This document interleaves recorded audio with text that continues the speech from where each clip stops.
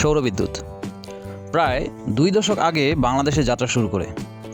প্রযুক্তিগত কারণে পিছিয়ে ছিল সৌরবিদ্যুৎ। এই নবায়নযোগ্য জ্বালানির উৎসটি গত প্রায় 4-5 বছর ধরে জনপ্রিয় হয়ে উঠছে। বিশেষ করে উন্নয়নশীল নগরায়ণ শহরগুলোতে মাঝারি ও বড় আকারে শুরু হয়েছে সৌরবিদ্যুতের ব্যবহার। ছোট ব্যবসায়ী, বাসাবাড়ি ও ব্যবসা প্রতিষ্ঠানে, কেননা এটি বিদ্যুৎ বিল সাশ্রয়ী ও গ্রিন এনার্জির কারণে অনেকেই ঝুঁকছেন সৌরবিদ্যুতের দিকে। বছরে 365 দিনের মধ্যে গড়ে প্রায় 340 দিনই সূর্যের আলো থাকে। তাই থাকছে নিরবিচ্ছিন্ন বিদ্যুতের আশ্বাস।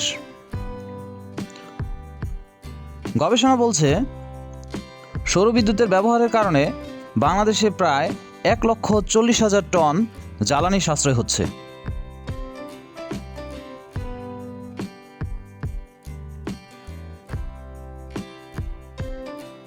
যার বাজার মূল্য আপনি ধারণা করতে পারছেন?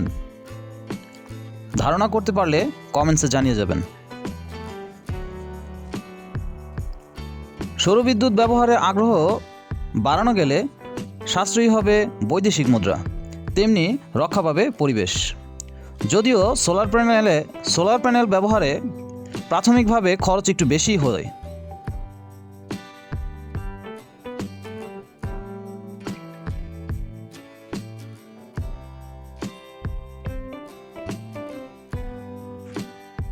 প্রযুক্তিটি যেহেতু দীর্ঘমেয়াদী, তাই সোলার প্যানেল বা সৌরবিদ্যুৎ এটি সাশ্রয়ী ও পরিবেশ বান্ধব।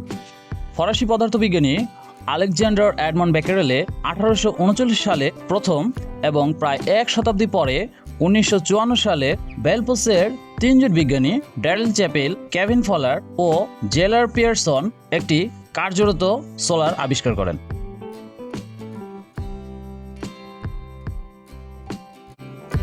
গরমের তীব্রতা বাড়ছে। যে সমস্ত এলাকায় লোডশেডিং হয়, তারা কি ভাবছেন আইপিএস বসাবেন?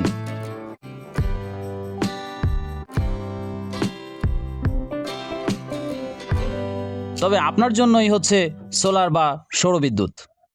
কেননা প্রায় একই খরচে বিদ্যুৎ বিলের ঝামেলা ছাড়াই ব্যবহার করুন গ্রিন এনার্জি।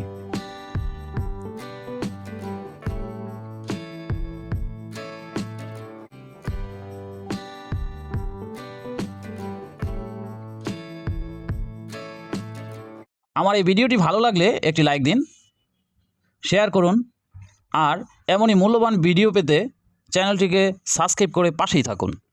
ধন্যবাদ।